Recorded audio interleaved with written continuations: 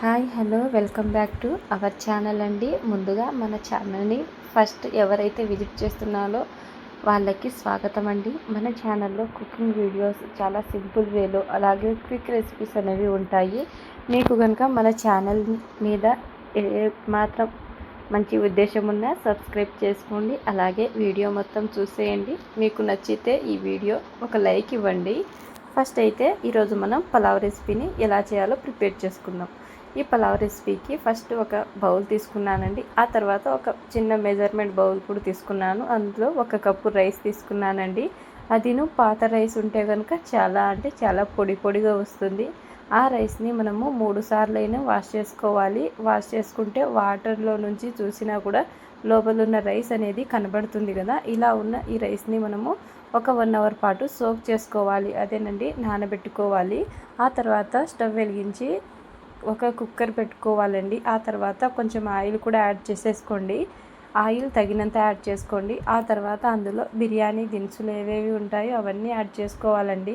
అంటే 2 బిర్యానీ ఆకులు, అలాగే ఒక దాల్చిన చెక్క, ఆ తర్వాత ఒక మరాఠీ మొగ్గ, అలాగే అనాస పువ్వు యాడ్ చేసుకున్న తర్వాత నిలువుగా చీల్చి పెట్టుకున్న 3 పచ్చిమిరపకాయలు, అలాగే సన్నగా తరిగి పెట్టుకున్న 2 ఉల్లిగడ్డలు, అదేనండి ఆనియన్స్, వాటినన్నిటిని మంచిగా ఫ్రై చేసుకోవాలి.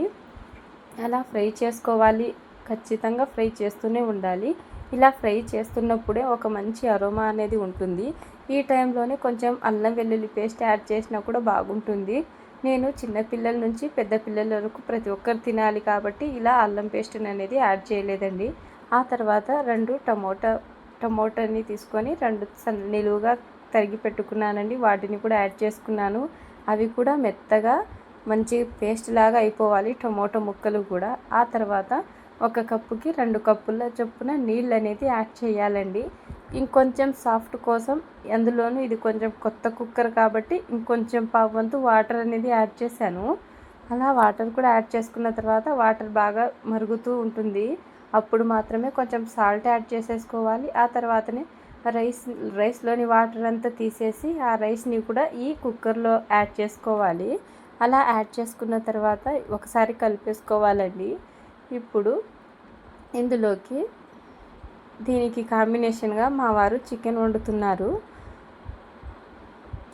ఈ రైస్ అంతా మంచిగా కలుపుకున్న తర్వాత ఇందులో కొంచెం పైనుంచి చల్లుకోవాలండి. కొత్తిమీరను సన్నగా తరిగి పెట్టుకోవాలి అది కూడా. ఆ తర్వాత కొంచెం కసూరి మేతి కూడా యాడ్ చేయండి. టేస్ట్ చాలా బాగుంటుంది కసూరి మేతి వలన. ఆ తర్వాత ఇంకోసారి కలిపేసుకోవాలండి. ఈ రెసిపీ అనేది బిర్యానీకి ధీటుగా ఉంటుంది. బిర్యానీకి అస్సలు రాజీ పడకుండా మనం బిర్యానీ తిన్న ఫీలింగ్ని తెచ్చిస్తుంది ఈ రైస్ అనేది. ఆ తర్వాత కుక్కర్ మూత వేసేసుకొని 4 విజిల్స్ వచ్చేంత వరకు వెయిట్ చేయాలండి. ఆ తర్వాత తీసి చూడండి ఎంత బాగా వచ్చిందో. రైస్ అంతా పొడి పొడిగా చాలా పర్ఫెక్ట్గా వచ్చింది. మాకైతే ఈ రైస్ అనేది చాలా బాగా కుదిరింది. మీకు కూడా ఈ రైస్ని నేను చెప్పిన విధంగా ట్రై చేయండి, ఖచ్చితంగా బాగా కుదురుతుంది.